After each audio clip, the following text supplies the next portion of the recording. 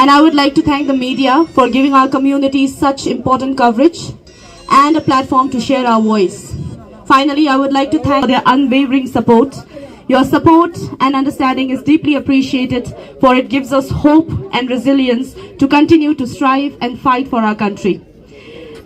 The statement for 67th commemoration of the 10th March Tibetan National Uprising Day reads, "Today, Tibetans all over the world gather to commemorate an unforgettable moment in our country's history. We honor and pay our solemn condolences to all the patriotic martyrs who selflessly sacrificed their precious lives for Tibet's independence and sovereignty on this day in 1959 in Tibet. We also express our solidarity with the political prisoners in Tibet enduring China's constant torture. We acknowledge all Tibetans inside Tibet who, despite the Chinese Communist Party's brutal policies and repression, continue to stand for the cause of Tibet with their indomitable spirit and determination." Today marks the 67th commemoration of Tibetan National Uprising Day. It is a solemn and historic occasion, forever etched in the collective memory of the Tibetan people and all who stands for justice and human dignity. This day honors the courageous resistance of the Tibetan nation against the unlawful military occupation of Tibet by the Chinese Communist regime. It is a day of profound remembrance for the more than 1 million Tibetans who perished due to armed violence and systematic destruction. We honor their sacrifice and reaffirm our enduring commitment to truth, freedom, and national identity. Above all, it is an important day to recognize the allies and enemies of our nation. On March 10, 1959, in Lhasa, the capital of Tibet, tens of thousands of Tibetans from all three traditional regions of Tibet gathered in unanimous and spontaneous unity surrounding His Holiness's summer protect His Holiness the 14th Dalai Lama, Tibet's independence and sovereignty regardless of threats to their lives. Under the rallying cries and chants of "Long live His Holiness the Dalai Lama" for thousands of years, Tibet is an independent country and China quit Tibet now. The first Tibetan national uprising for independence and freedom took place. From then onwards, under the brutal and oppressive policies of the Chinese Communist regime, unable to endure unbearable suffering, nearly 170 martyrs have been compelled to carry out acts of self-immolation, sacrificing their precious lives for the cause of preserving Tibet's independence, culture, and religion. This is the highest number of self-immolations anywhere in the world in the cause of one's right and country. For 67 years since the occupation, Tibetans living inside Tibet have been denied even the simple wish of seeing or hearing the teachings of His Holiness the 14th Dalai Lama. Instead, the mere possession of His Holiness's portrait is sufficient ground for arrest, imprisonment, and years of unrelenting torture and suffering. In its systematic effort to erase Tibetan identity, the so-called Chinese Communist government has been forcibly separating approximately 1 million Tibetan children from their families and enrolling them in colonial-style boarding schools designed to sever ties to their language, culture, and heritage, a deliberate policy of assimilation and sinicization.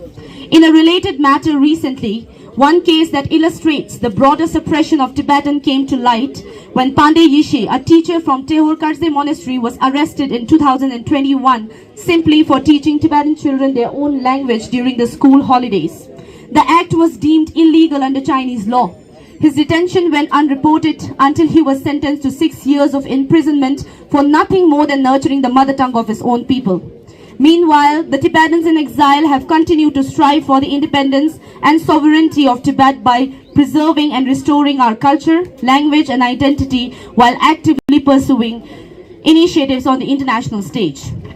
Due to ongoing efforts, the so-called Chinese Communist government has been attempting to exert pressure and create disorder even within free exile communities through both direct and indirect means. Last year, the mysterious death of the respected Tibetan Buddhist leader Tulku Hungar Dorje in Vietnam, where Rinpoche's body was denied religious funeral rites and an independent autopsy, scared the hearts of families and faithful followers and devotees of Rinpoche. The incident, reportedly influenced by the so-called Chinese Communist government, highlights the extent of transnational repression faced by Tibetans. Similarly, in Khamzachuka village, Tibet, illegal gold extraction has been carried out without villagers' consent. Approximately 80 Tibetans were arbitrarily arrested and imprisoned, with 7 individuals having disappeared without a trace. Local residents have been subjected to coercive authority, intimidation, torture, and strict order forbidding them from speaking out publicly. The same situation prevails across Tibet, wherever precious mineral resources are being extracted. On 8th December 2025, the Chinese Communist Party appointed a phony Panchen Lama, Gyaltsen Nuwu, to declare that the religious reincarnation institution of the Dalai Lama must conform to Chinese law and must receive the backing and approval of the Beijing government. Attempts have been made to exploit Gyaltsen Nuwu in this manner to interfere in Tibet's religious matter. However, Tibetans all across the world, together with devoted followers and Buddhists around the world, reaffirm, in accordance with the directive of His Holiness the Great 14th Dalai Lama, that the sole authority over the recognition of the future reincarnation of His Holiness the Great 14th Dalai Lama rests solely with the Gande Podang Trust. We reiterate that the Chinese government has absolutely no rights and jurisdiction to interfere in matters related to the reincarnation of the future successor of the Dalai Lama. In particular, on 1st February 2026, at the 68 Grammy Awards, one of the most prestigious international awards in the world, His Holiness the 14th Dalai Lama was presented with the award, which became a highlight in international news coverage by major global news agencies. In response, on February 2nd, the so-called Chinese Communist Government Foreign Ministry spokesperson Lin Jian made baseless and false statements claiming His Holiness is not merely a religious leader but also a separatist leader, resorting to unfounded fabrication and slander. Furthermore, we strongly condemn the numerous self-serving individuals and organizations on social media platforms for spreading disinformation and defamatory narratives targeting the name of His Holiness the Great 14th Dalai Lama. The Chinese Communist Party continues to oppress Tibetans inside Tibet and carries out schemes against Tibetans in exile. They use both direct and indirect means. Through countless tactics that cross borders, we urgently remind all Tibetans in exile to distinguish between friends and enemies, both internally and externally. We must strive together with strength and solidarity. With this, we offer our boundless prayers for the long life of His Holiness the 14th Dalai Lama. May all his wishes and intentions be fulfilled without obstacles.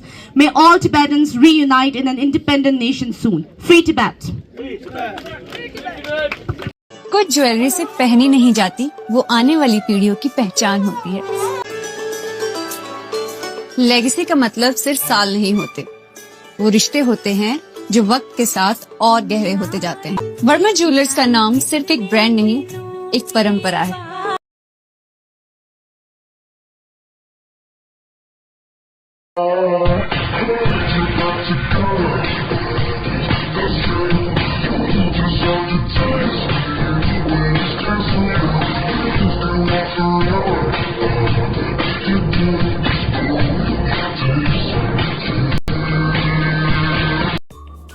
Namaskar, I am Alka Bharadwaj, Principal Gurukul International School, Kunihar.